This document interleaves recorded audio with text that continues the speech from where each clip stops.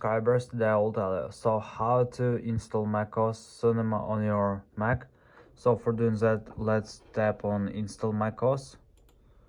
So after before also you can try to open this utility and just check your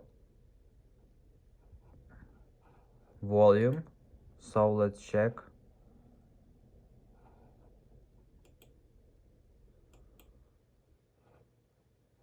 Here you can see it.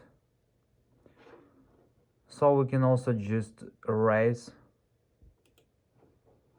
all of Mac. So let's just make erase.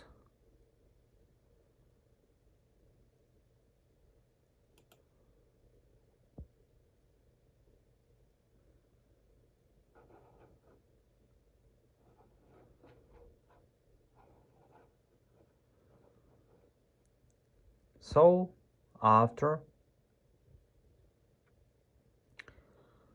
let's go back and just tap on install macOS and just tap on continue and follow all the steps for installing your macOS.